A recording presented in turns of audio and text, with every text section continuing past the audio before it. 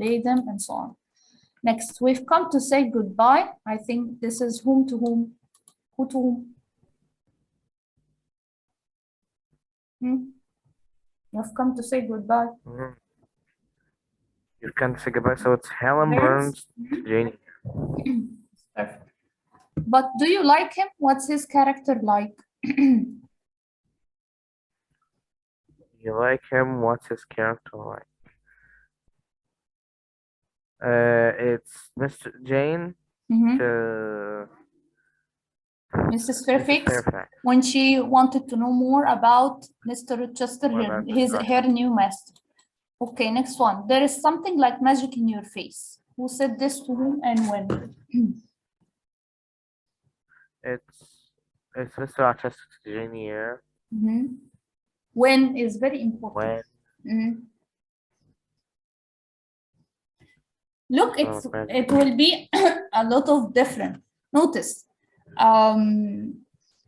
he talks many times about her magic and so on, but this sentence exactly, when he met her at Hay, he thought that she casted a spell, on her horse. Yes. Okay, when this happened, when he met her and he tried to chat about her life and her charity school, and he told her, when I met you at Hay, I thought that you cast a spell on my horse. So when this occasion happened, when he talked to her about her life before she came to Thornfield, and he mentioned about her charity school, and she thought that she cast a spell on his horse when he saw her on Hay. This is the occasion, because sometimes another time he would say, you cast a spell on my horse.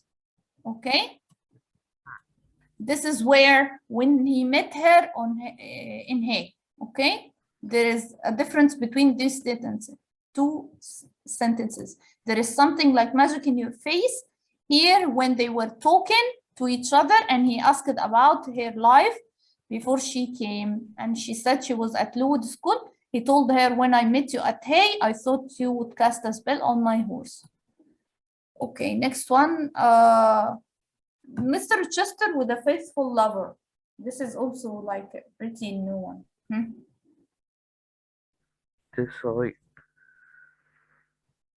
He threw a fortune on Celine. He threw a big fortune on Celine. And jewels, right? Put her card in jewels, yes. And he rented a house for her. So he spent a fortune on Celine. No, he didn't rent a house. He hired servants. Went to her. Hired servants. He rented the house, hired servants, and gave her a carriage and jewels. Okay. Again, this is repeated question. Why didn't he punish Grace Poole? Whether she had a terrible secret against him, or he loved her. Okay. Okay. Does that mean that this question has a high probability of being in the test? I think so. I thought it won't come, but actually, revise the pages I gave you. I found these two reasons, and whether the main two reasons, she had a secret from his past against him, or he loved her. She mentioned a lot of things, but they are the two key points. You'll find this in on the sheet I gave you. Did Jane decide to do when she heard bad news of Helen's illness? What did she do at that night?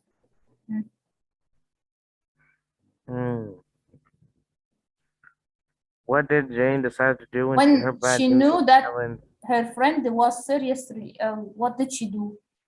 She wanted to go see her. She actually went to see her. She went to see her. Okay, and she saw that Helen. She asked Miss Temple if she could go ahead and see Helen. What? She went to see her friend Ellen, and Helen thought that she would die, and it was nice that she could come to see her friend. What news did Jane hear from when she returned from Hay? When she came, this is also a nice one. When she came from Hay, she heard that someone already came. What happened? What did the news? What were the news? What news did Jane hear when she returned from that the master has returned? Yes, Mr. Rochester had returned. only, and the accident also. They heard that he had returned, and his horse slept on the ice. Broken his foot. Hurt his leg. Okay, this one. They're dead. I don't remember them. Who said this to whom and when? It's Jane Eyre. This could be two things. It could be to Mr. Rochester. It could be to, They were easy. Jane to Mr. Rochester. When Mr. Rochester wanted to know more about Jane. Yeah, and he asked about exactly her parents. Yes, when he asked about her parents and her life at Wood School. Don't try to give her a good character, Mrs. Fairfax. Who said this to whom? Actually, she was Miss Fairfax, not Mrs. Anyway. Don't try to give her a good character. Grace Poole. Let's get this. This is Jane Eyre to Mrs. Fairfax. Don't try to give her a good character, Mrs. Fairfax. Someone is talking to Mrs. Fairfax. Who said this to whom? Who said this back? Actually, he mentioned to whom. Oh yes, no, it's Mr. Rochester. It's Mr. Rochester, Mrs. Fairfax. Yes. When she said when Mrs. Fairfax. When Mr. Rochester asked Jane how she came to the house, and she said that she advertised and Mrs. Fairfax contacted her. Mrs. Fairfax said she glad that she accepted the offer, as she's a good teacher to Adele and a good friend to her. But she said that she was a good friend to her and a good teacher to Adele. That's why he told her, don't tell her a good character. Means don't make, don't praise her too much. So she was glad, Miss Fairfax was glad that Miss Jane accepted the offer, or she advertised, because she had been a good friend to her and a good teacher to Adele. Okay. Why wasn't Adele able to concentrate on the lesson? This one is a little bit new. She couldn't concentrate. Why? She kept talking about something.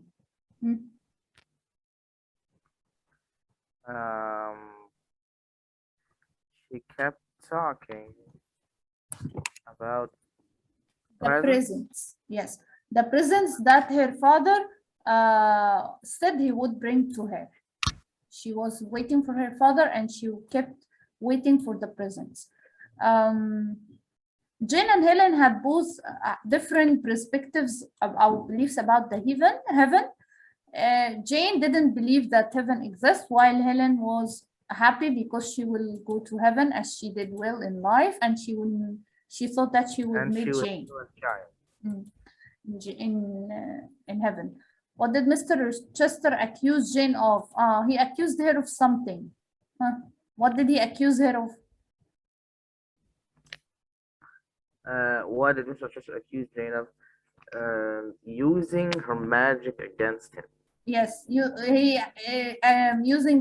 she cast a spell on his horse, and he thought that she cast a spell on him. Yes.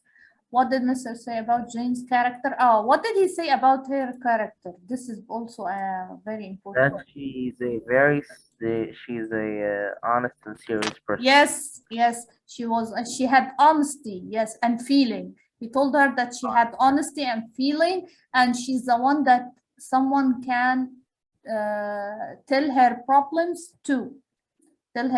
Speak to her and tell her problems.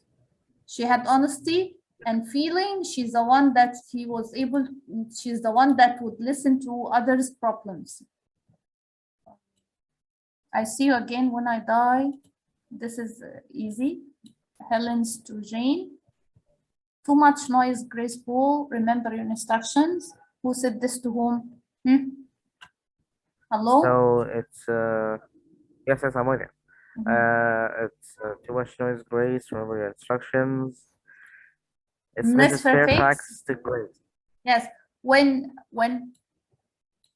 she was showing Jane around the house, the top floor.